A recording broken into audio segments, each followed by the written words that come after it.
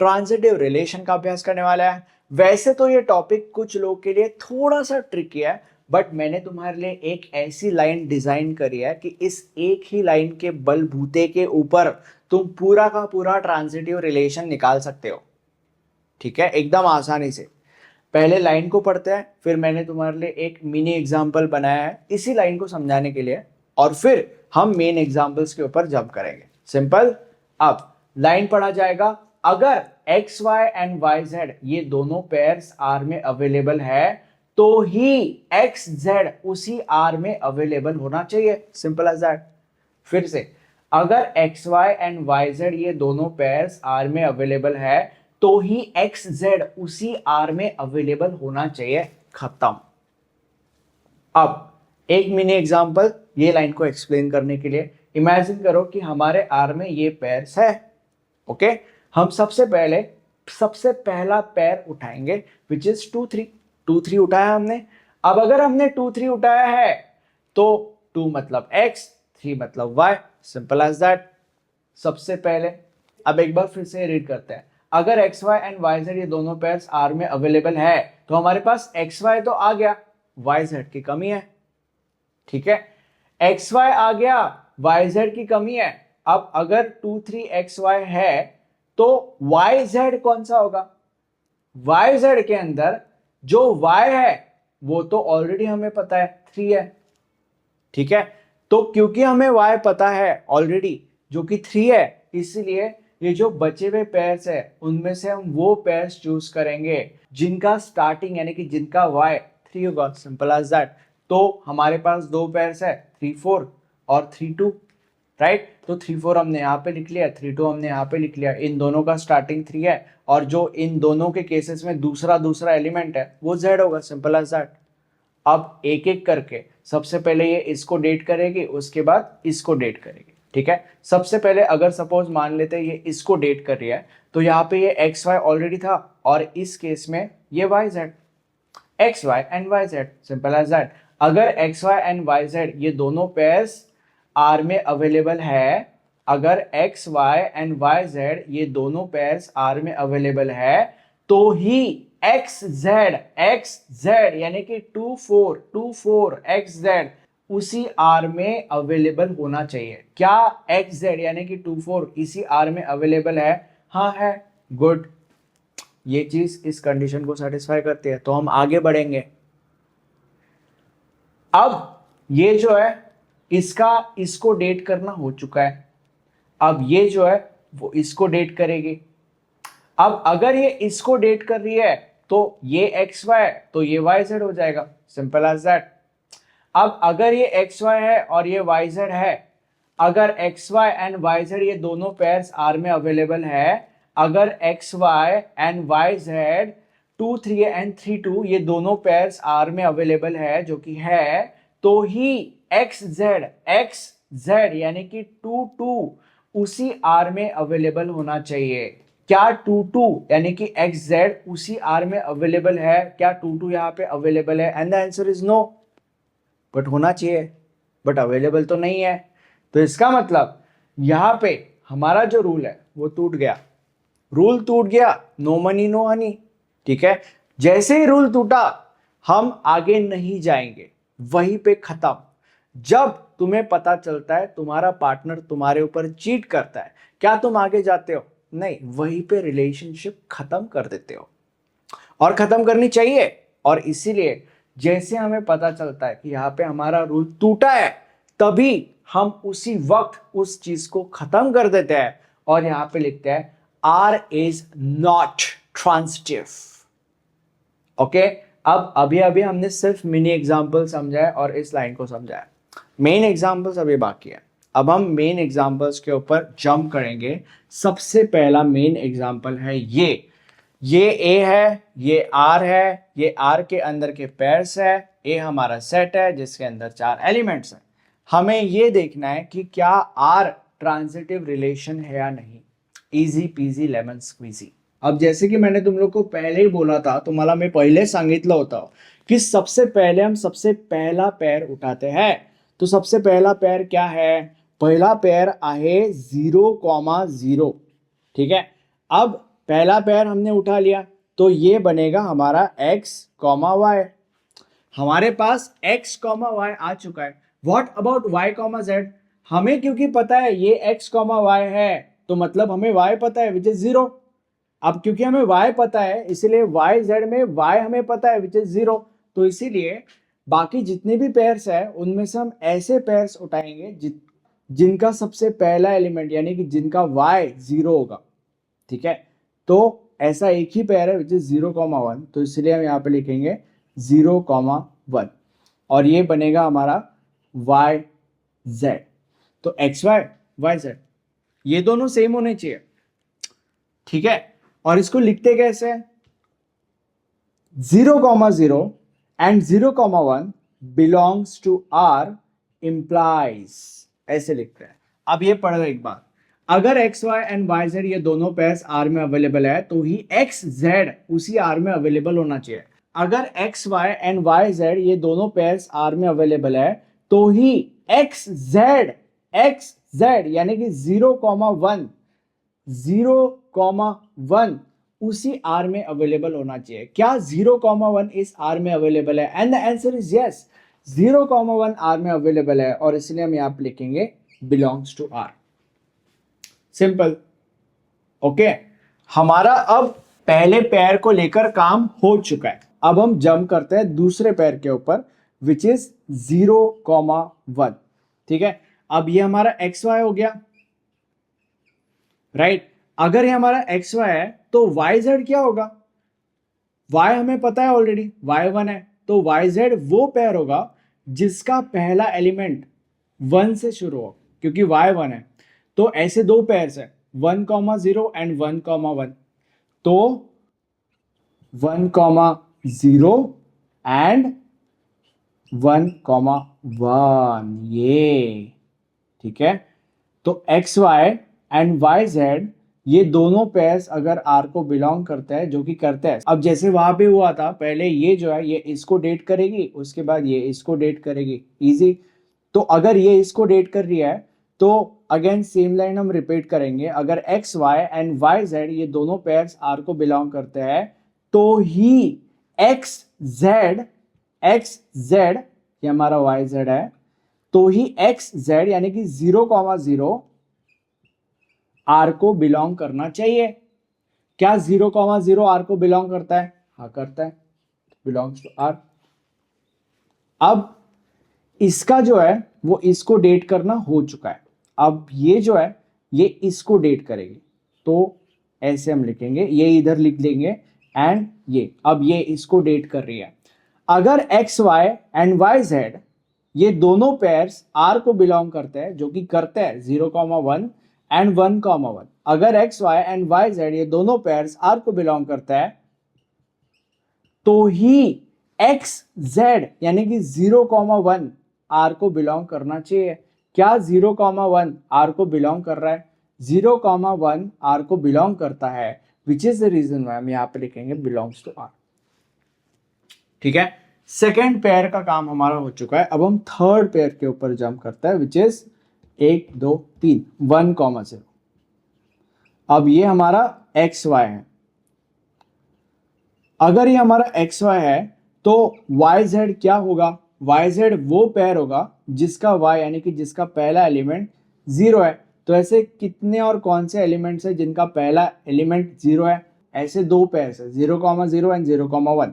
तो 0,0 and 0,1।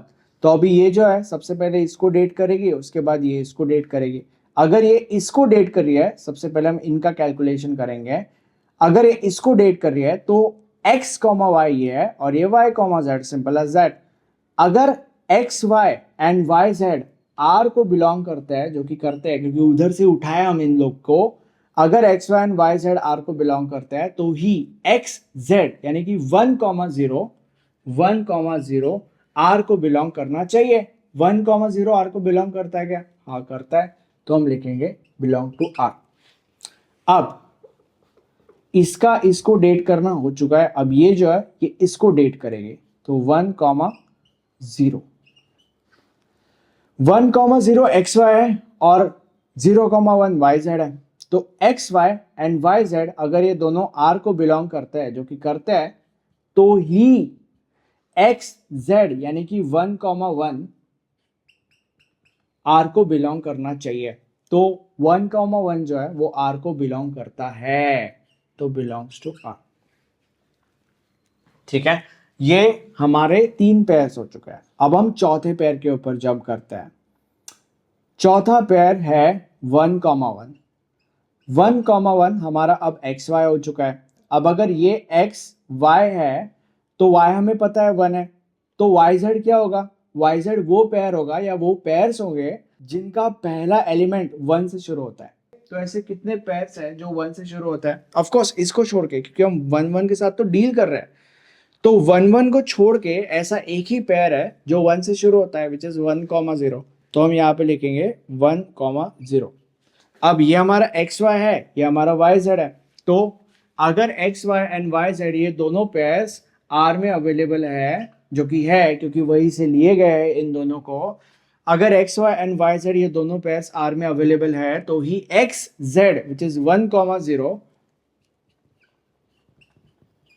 R में available होना चाहिए। क्या 1,0 आर में अवेलेबल है? And the answer is yes, है। तो इसलिए belongs to R, like 1,0 belongs to R, whatever. अब हमारा जो अगला पेयर है दैट इज 2,3। 2,3, तो इसका मतलब ये हमारा x है, ये हमारा y है। अब अगर ये हमारा एक्स वाई है तो हमें पता चल चुका है कि जो y है वो 3 है। तो अब अगर ये हमारा एक्स वाई है तो हमारा वाई जेड क्या होगा? वाई जेड वो पेयर होगा या वो पेयर्स होंगे जिनका जो पहला एलिमेंट है वो y है, यानी कि 3 है, राइट। तो ऐसे कौन से पेयर्स हैं जिनका पहला एलिमेंट 3 है? 1, 3,2 और 3,3, सिंपल। तो 3,2 एंड 3,3। तो अब 2 है, तो पहले ये जो है ये इसको डेट करेगी, उसके बाद ये इसको डेट करेगी, सिंपल। तो यहाँ पे सबसे पहले हम बिलोंग्स टू आर लिख लेते हैं। अगर X Y and Y Z ये दोनों पेयर्स आर को बिलोंग करते हैं तो ही एक्स जेड यानी कि 2,2 आर को बिलोंग करने चाहिए। क्या 2,2 आर को बिलोंग करता है? यस। तो belongs to R baby. Then 2,3 का इसको डेट करना हो चुका है, अब 2,3 जो है वो इसको डेट करेगी, राइट। अगर X Y and Y Z ये दोनों पेयर्स आर को बिलोंग करते हैं, जो कि करते हैं क्योंकि उधर से वो आए हैं, तो ही एक्स जेड यानी कि 2,3 आर को बिलोंग करने चाहिए। क्या 2,3 आर को बिलोंग करते हैं? And the answer is yes. 2,3 किधर गया? 2,3 आर को बिलोंग करते हैं, परफेक्ट। नेक्स्ट 2,2, मतलब ये हमारे x और y हो गया। अगर ये हमारे x और y हो गया तो हमें पता चल चुका है कि y2 है। अब अगर y2 है तो yz क्या होगा? yz वो पेयर होगा या वो पेयर्स होंगे जिनका जो y है यानी कि जिनका जो पहला एलिमेंट है वो 2 है। तो ऐसे कौन से पेयर्स है जिनका पहला एलिमेंट 2 है? ऑब्वियसली हम 2,2 को डील कर रहे हैं तो 2,2 को छोड़ गए, तो एक ही ऐसा पेयर है जिसका पहला एलिमेंट 2 है, तो 2,3। अब ये एक्स वाई है और ये वाई जेड है। X Y and Y Z अगर ये दोनों पेयर्स आर को बिलोंग करते हैं तो ही एक्स जेड यानी कि 2,3 आर को बिलोंग करना चाहिए। क्या 2,3 आर को बिलोंग करता है? यस, करता है। अब 2,2 हो गया। अब अगले पेयर के ऊपर जंप करते हैं विच इज 3,2। ये हमारा एक्स वाई है। अब अगर ये हमारा एक्स वाई है तो यहाँ पे हमें पता चल चुका है कि y2 है। तो अब अगर अगेन ये हमारा एक्स वाई है तो वाई जेड क्या होगा? वाई जेड वो पेयर होगा या वो पेयर्स होंगे जिनका y यानी कि जिनका पहला एलिमेंट 2 से शुरू करता है, 2 से शुरू होता है, व्हाटएवर। तो ऐसे कौन से पेयर्स है जिनका पहला एलिमेंट 2 है? 1 और 2, 2,3 और 2,2। तो 2,3 एंड 2,2। तो अब सबसे पहले ये इसको डेट करेगी, उसके बाद ये इसको डेट करेगी।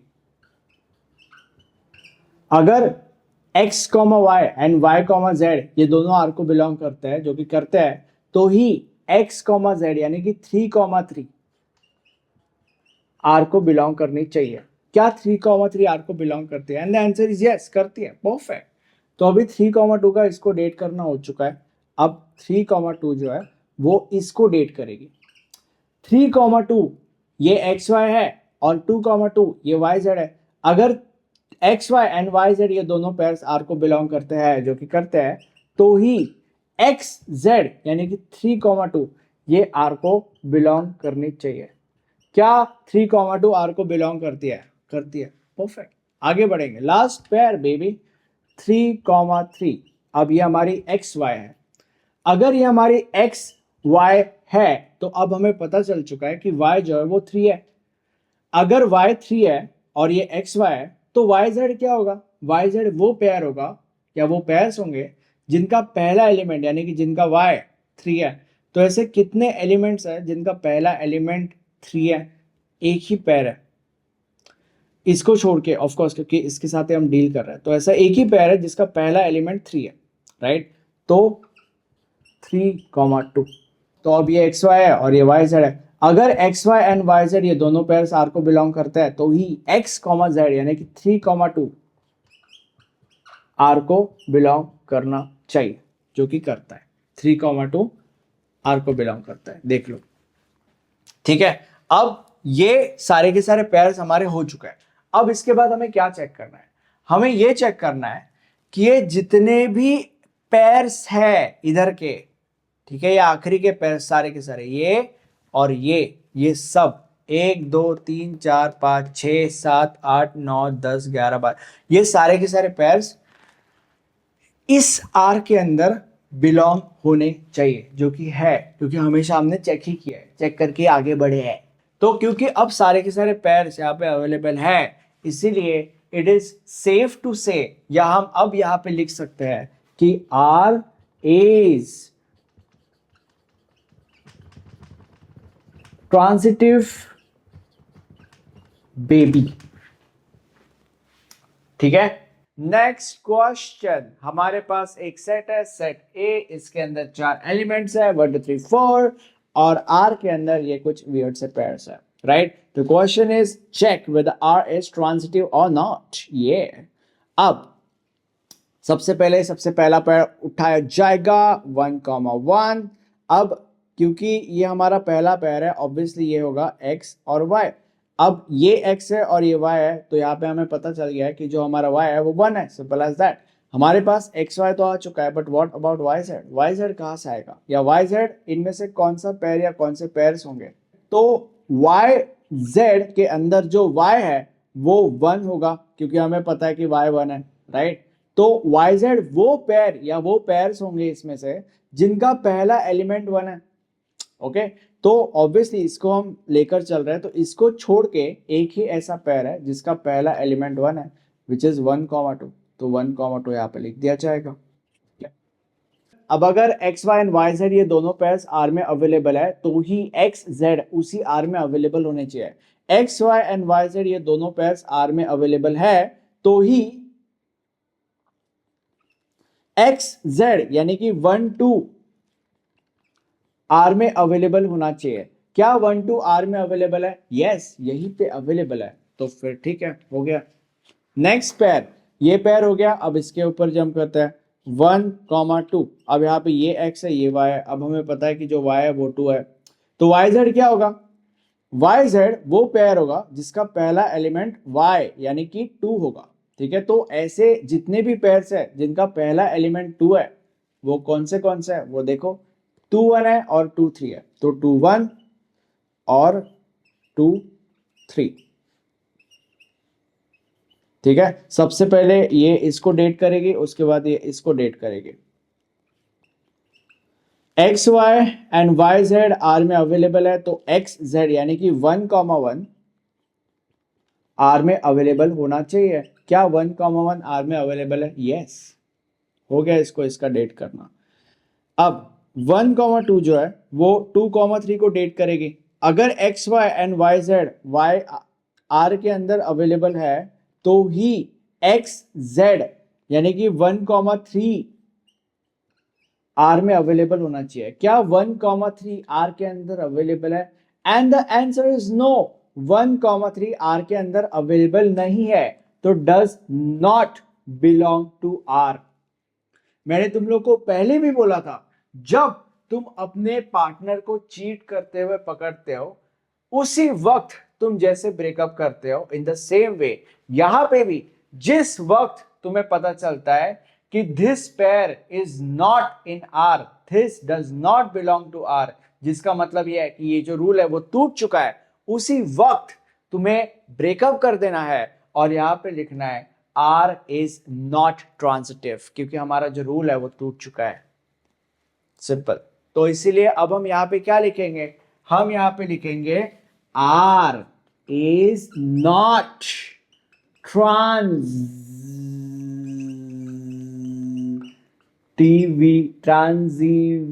ट्रांजिटिव। यस, ऐसे भी तुम लिख सकते हो कि R is not transitive since 1,3 does not belong to R, वो भी लिख सकते हो, ये भी लिख सकते हो, इट्स योर चॉइस बेबी। अब ये हमारा होमवर्क क्वेश्चन है, अगर तुम्हें आता है तो अच्छी बात है, नहीं आता है तो कोई प्रॉब्लम नहीं, नोट्स के अंदर आपको एक क्वेश्चन सॉल्व मिल जाएगा। नाउ ट्रांजिटिव रिलेशन को हम टेक्निकल भाषा में कैसे डिफाइन करते हैं या कैसे डिनोट करते हैं। Transitive relation R defined on A is said to be transitive relation if and only if for all x, y, z belongs to A, if x relates to y and y relates to z implies x relates to z। या एकदम आसान भाषा में हम इसको ऐसे भी कह सकते हैं, for all x, y, z belongs to A, for all x, y, z belongs to A, if x, y belongs to R and y, z belongs to R implies x, z belongs to R। मतलब वही, अगर x, y R को belong करता है and y, z R को belong करता है, देखो यहाँ पे दोनों ये R को बिलोंग कर रहा है, तो दिस इंप्लाइज x, z भी R को बिलोंग करना चाहिए। ठीक है, और ये हमेशा होना चाहिए। अगर हमेशा हो रहा है मतलब हर बार हो रहा है, जैसे कि हमारे पहले एग्जांपल में हुआ था, तो हम लिख सकते हैं R इज ट्रांजिटिव।